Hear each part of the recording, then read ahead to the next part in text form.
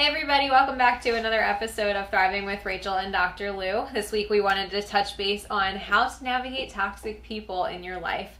So I know we've somewhat touched on this topic a while ago and then we never revisited. So something I want to touch on because I think it's hard to do when you're surrounded by people that are maybe family or, you can't really get away from necessarily. So I noticed that many situations in which toxic people are in relationship with others is the really nice people are the ones who end up being in relationships with a lot of these toxic people. And by toxic, I mean people who are very self-centered, very focused on their needs and their wants, and tend to overpower or manipulate very passively aggressive wise or very directly the nice person. And I think it's very hard to set those boundaries for those people who don't really like it. And I think one of the things, that I would recommend for anybody who's in one of those situations is to just notice that when you're together, how are you feeling? Like, is this feeling like little... what's that experience like? Is there a little cringe? Is it like, are you waiting for that shoe to drop? Are you feeling like, I don't know if I can say this or that? Like, when you start questioning your own freedoms, I think that's a red flag. I think to your point, though, it's hard. If you tend to be more of an empathetic, caretaking type of person, you often question, am I being dramatic? Or, oh, no, they really need me right now. Or so it's really hard because we tend to manipulate our own thoughts to fit those of another person.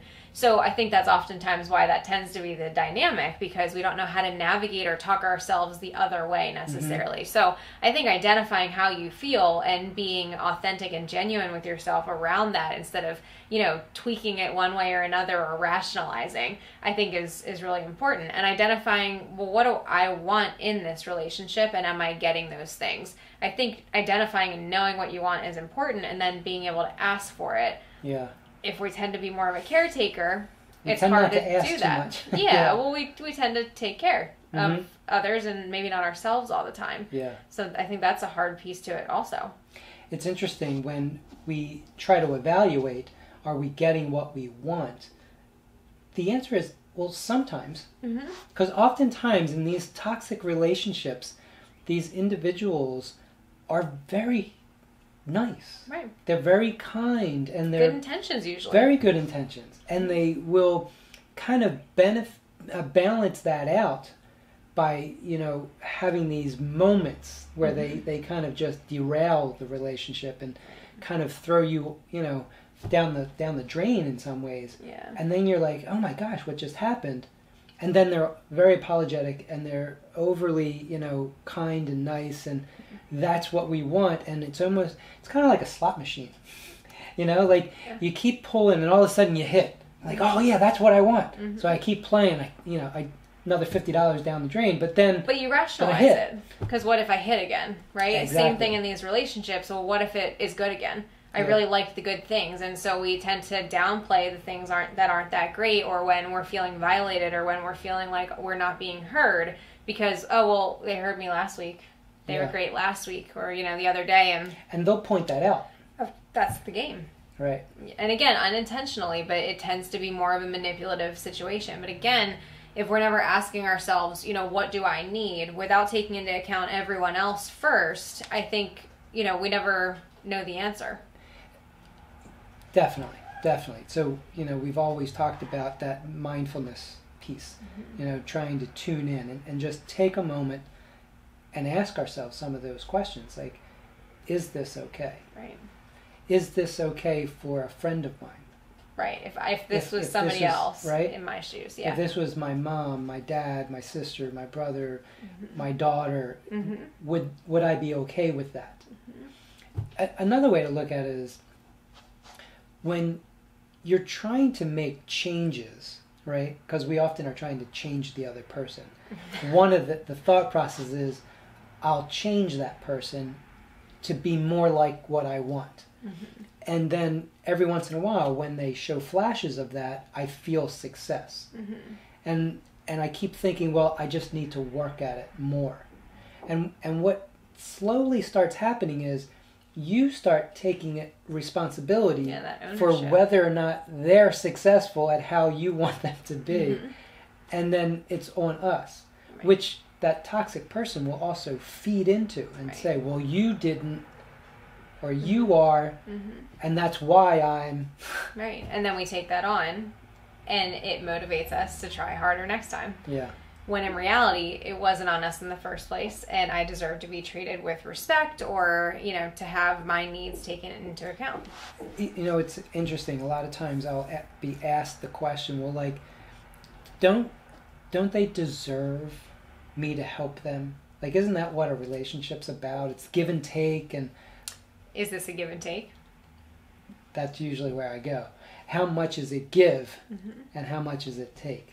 And even though somebody has good intentions, how long do you use that as the rationale? Yeah. Because good intention is great, but what happens if the outcome every time is detrimental to both you and the other person? I often wish we had like a time frame. Like in therapy, right? There's a lot of research out there that says after the 4th session, if there isn't a connection, they're not likely to be Right. a connection. Right. So keep that in mind. If you're in therapy and you're struggling and it's been 4 sessions, it's probably time to see another therapist. However, in relationships, is that 4 dates? Mm-hmm. Is that 4 days? Is it 4 weeks? Is it 4 months? Is it 4 years? Yeah. Is it 4 decades? What is that time frame? I think we each need to make that choice. But I definitely think it's more than a week, but I definitely don't think it's More than a year? More than a year. Yeah. And It's scary, though, because I think the problem in the tug-of-war that comes into play is, well, what if they end up getting better? Or what if things end up changing? What if I don't give it enough time? yeah.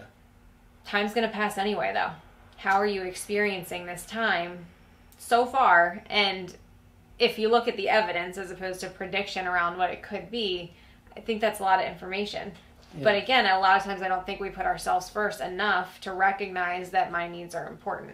And the what if game is a fantasy. Definitely. And it could change. I've been in a lot of situations where people have broken up with their significant other or whatever it might be, and all of a sudden they're like this great person. And they're like, so it must have been me. Must have been me, yeah. Right? When in reality, maybe that person just wasn't where they needed to be. Or maybe you did actually encourage and change them to be a better person for someone else. And those experiences are unfortunate, but I guess the question has to go back to, do I want to be that person who has to continue to take that burden while the person changes? I think another belief at play here is that there isn't going to be another person for me. So I'm going to go with this one because at least they're here. It's not that bad. There are a lot of benefits, so I'll settle. So it's this scary period in our lives sometimes where starting over feels way too big. Yeah. And that's fair. And they could be very complicated situations. You might be living together. You might have kids. Might have kids. Mm-hmm. You might be dependent on each other from a financial stance. So it's not as easy as say, done. Yeah. cut your losses and move on. Yeah. It is very complicated. But we need to start asking ourselves the question, is this what I want? Mm-hmm. And is this the relationship that I deserve and was hoping for? Mm-hmm. And if it isn't, I would encourage each of you to talk about what it is that you do want. And if there's no agreement on that, well, then that kind of gives you the answer, right? If there is an agreement, then there needs to be some kind of accountability. Like, then X, Y, and Z need to happen by a certain time for a certain amount of time as well. So making it more tangible, I think, is important, because that's another thing that I've noticed is it tends to be very vague guidelines, if you will. Oh, well, I'll do better tomorrow. What does that mean? I'll be nicer. But what does that mean? And I think that's an important part of setting boundaries, which is another thing that I would encourage is setting a boundary, setting up the expectation, expressing what it is that you need and want in a relationship that kind of makes it measurable, I would no longer like yelling. So when you're feeling like we're yelling, we need to kind of separate in those moments. That would be a solid boundary that you can see. Did it happen or did it not? Yeah. And if this can't be respected, what's the consequence? Well, the consequence might be that our relationship is going to suffer. Or maybe it's an action-based consequence where we can't talk about these topics anymore, or we maybe can't be together. Or how we talk about these things. You know, if you are upset with me, then state what it is that you're upset with. But don't, you know, berate me and attack me as a person. You know, stick to the behaviors that you're concerned about or would like to see more of. Like, be very objective. Yeah. Absolutely. I think there's a lot more in there to be kind of talked about, but I think those are a couple ideas for people. Yeah, I think boundary setting might be something we need to explore a little bit more, because there's a lot more types of boundaries, and maybe we could even demonstrate some boundaries moving forward, because I think getting specific about what boundary setting looks like is important, because I think a lot of times there's this preconceived notion that boundaries are setting up rules, and people are like, well, why am I setting up rules for my relationship? I'm not in school, or I'm not, you know, you're not my mom. So I think reviewing that might be helpful. But some tips from today that I want you guys to really remember and try to think about if you feel like you're maybe in a toxic relationship is really recognizing, how do you feel? What's your experience like with the person that you're in this relationship with? Good, bad? Are you feeling good or bad more often than not? And kind of really look at that. Make sure we're not playing into the fantasy that somebody else makes up. Really own whatever it is you're contributing, and make sure that what you're giving is what you're hoping to. Make sure that you're asking yourself what you need, and you're setting those boundaries by expressing that to the other person. Set up some time for when you're expressing and when you need to reevaluate. Is this going well, or is this maybe still staying the same? Be true to yourself around that. So, can I throw one more? I know we're kind of wrapping up there, but I would also ask you to ask some of your close family or friends. That's a great one. What do they see? How would they describe your relationship? Now, that's a scary one to do, because sometimes family or friends don't want to give you that information because they don't want to upset you. Sometimes we don't want to hear that information because it'll upset us. But I think it's very valuable, because oftentimes we don't always see what's going on. We're in it. Yeah. So I think one more suggestion there. Yeah, that's a great point. Love it. All right, we'll see you guys next week. Have a good one.